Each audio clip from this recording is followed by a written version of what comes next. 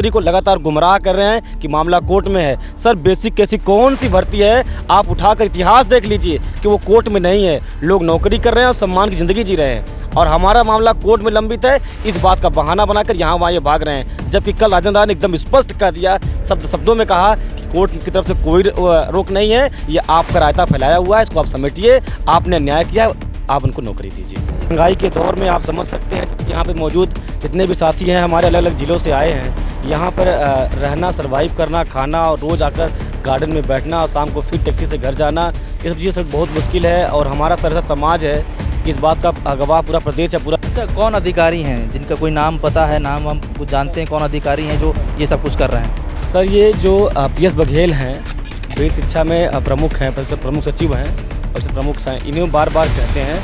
आपको बता दूं ये मुख्यमंत्री को भी गुमराह कर रहे हैं। अभी आपको कितनी उम्मीद लग रही है योगी सरकार से कि हाँ वो आपको न्याय दे सकती है? क्योंकि जिस तरीके का भी प्रोसेस चल रहा है, अभी कुछ दिन पहले आपने BJP के कार्यालय का घेराव किया, स्वतंत्र देव से मिले, अधिकारियों से मिल रहे, लेकिन फिर भी कोई सुनवाई नहीं हो रही। क्या लग रहा है कि आगे योगी सरकार या योगी सरकार से ही बात करके या योगी महाराज से ही बात करके कोई निवारण निकल सकता है? ऐसे नहीं निकल सकता? देखिए, ये उम्मीद तो हमें पहले भी थी, जब चुनाव नहीं हुए थे उसके पहले भी 8 महीने हम लोग आंदोलन किए, और जब हमारी बात मुख्यमंत्री तक पहुंची तो हमें ज़रूर न्याय मिला।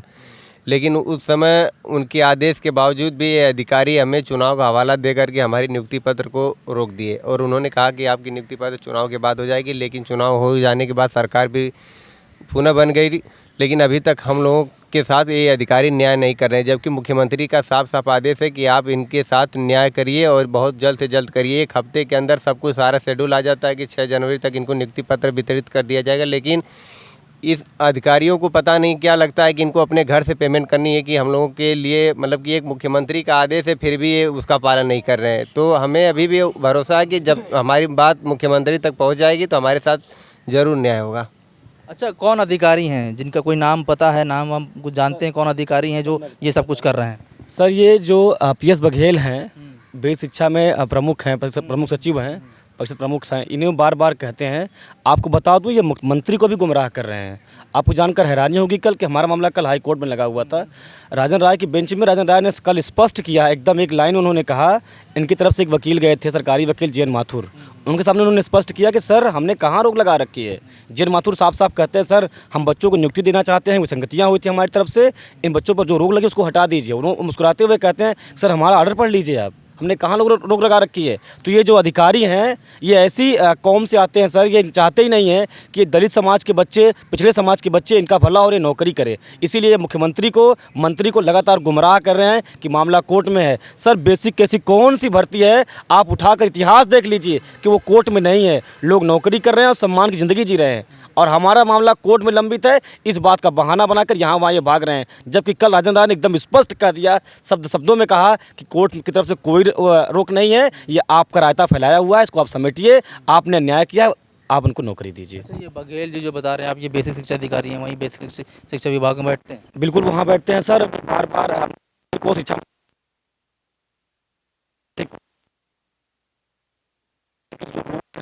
के से उसको क्या है, कोई गड़बड़ी नहीं हुई है। इवन आपको जानकारी इस बात की हैरानी होगी कि शिक्षा मंत्री विधानसभा में, विधान परिषद में जाकर कहते हैं कि एक भी पद का घोटाला नहीं हुआ है। यही शिक्षा मंत्री बाद में मुख्यमंत्री के सामने स्वीकार करते हैं कि हाँ गलत हुआ था बच्चों के साथ। प्रेस कॉन्फ्रेंस होती है, हमारे लिए जियो जारी होता है, प्रेस विज्ञप्ति आती है, मुख्यमंत्री का ट्वीट आता है कि हाँ गलत हुआ था, हम न्याय करेंगे। साथ लिस्ट आती है 6800 की, अगर गलती नहीं थी तो लिस्ट कहाँ से आई, और अगर गलती थी, लिस्ट आई, तो हमें नियुक्ति क्यों नहीं मिल रही है। अब ये जो हैं अधिकारी, अब ये कोर्ट का बहाना बना रहे हैं कि मामला कोर्ट में लंबित है।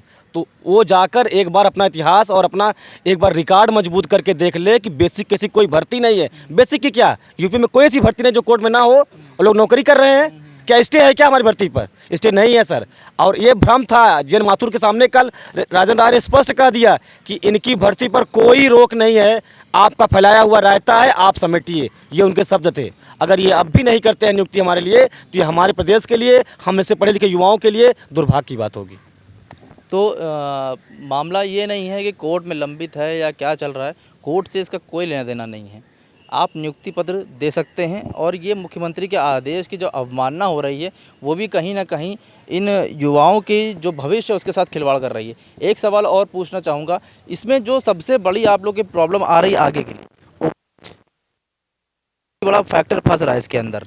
चूँकि सर भर्ती 4 साल पहले की थी और पिछले 4 साल में कोई भर्ती नहीं आई है, आने वाले समय में इनके पास कोई पद नहीं है देने के लिए, तो मजबूरी बन जाती है कि अगर यहाँ पे नौकरी नहीं मिलती है मान लीजिए किसी कारण से, तो फिर दोबारा हमारे बहुत साथी ऐसे हैं, आखिरी एग्ज़ाम था, आखिरी उम्मीद थी, वो ख़त्म हो जाएगी सर।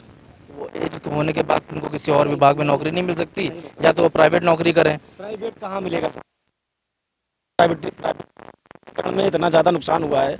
मैं भी खुद एक प्राइवेट टीचर हुआ करता था आज से 4 साल पहले, लेकिन कोरोना में बंद हुआ। 2 साल सर बंद होने के बाद, इतना संघर्ष करने के बाद, 4 साल गैप के बाद मैं अपने आप को खुद इस्टेब्लिश नहीं कर पा रहा हूँ कि मैं प्राइवेट टीचिंग कर पाऊँ। अच्छा, अभी एक चीज़ ये है कि जो है भाई धरना तो अपनी जगह चल रहा है, लेकिन जो आर्थिक स्थिति है उस पर भी आप लोगों के काफ़ी असर पड़ रहा होगा। अब सर लखनऊ जैसे प्रदेश में रहना महंगाई के दौर में आप समझ सकते हैं, यहाँ पे मौजूद जितने भी साथी हैं हमारे अलग अलग ज़िलों से आए हैं, यहाँ पर रहना, सर्वाइव करना, खाना और रोज़ आकर गार्डन में बैठना और शाम को फिर टैक्सी से घर जाना, ये सब चीज़ें सर बहुत मुश्किल है। और हमारा सर ऐसा समाज है कि इस बात का गवाह पूरा प्रदेश है, पूरा देश है कि हम ऐसे समाज से आते हैं जो बहुत पिछड़ा है अभी भी, खासतौर पे आर्थिक रूप से। शिक्षा में बहुत आगे जा चुके हैं, राजनीति में बहुत आगे जा चुके हैं, लेकिन अभी भी हमारी जो आर्थिक स्थिति है बहुत अच्छी नहीं है। हम किसी भी मुश्किल हालातों में पढ़ लिख कर यहाँ तक आए हैं, लेकिन अभी भी हमें बहुत सफ़र करना पड़ता है। बहुत मुश्किलों के बाद हम लोग यहाँ पर रह पाते हैं। तर्क अपनी जगह है, वितर्क अपनी जगह है, पक्ष अपनी जगह है, विपक्ष अपनी जगह है, लेकिन इनका दर्द अपनी जगह है। 1 साल से ज़्यादा का समय हो गया इनको धरना देते हुए, आपने इनको नियुक्ति दे दी है, कम से कम अब तो इनके साथ आप इंसाफ कर सकते हैं। योगी महाराज हों, चाहे ब्रजेश पाठक हों, चाहे केशव प्रसाद मौर्य हों, चाहे स्वतंत्र देव सिंह हो, कोई भी हो, ये सब अगर एक बार चाह जाएं तो इनके हाथ में कल के कल इनके हाथ में नियुक्ति पत्र आ जाएगा और ये सब अपने घर वापस चले जाएंगे, सुख जीवन व्यक्त करेंगे, जैसे कि हमारे नेता कर रहे हैं। हमारे नेता तो महंगी गाड़ियों में भी घूम रहे हैं, एसी में बैठे हुए हैं, उनके बच्चे बाहर पढ़ रहे हैं, लेकिन ये बच्चे जो दलित समाज से हैं, जो पिछड़े समाज से हैं, ये आज भी वही स्ट्रगल कर रहे हैं जो ये हमेशा से करते चले आ रहे हैं। इनकी ना तो कल सुनवाई हो रही थी, और सुनवाई होती भी है तो इनको फिर से धरने में बैठना पड़ता है क्योंकि इनको नियुक्ति नहीं मिलती है। फिलहाल मुद्दा गर्म में अभी के लिए बस इतना ही। मुझे दीजिए इजाज़त, फिर से हाजिर होऊंगा किसी और मुद्दे के साथ। तब तक इजाज़त, नमस्कार, खुदा हाफिज़, जय हिंद।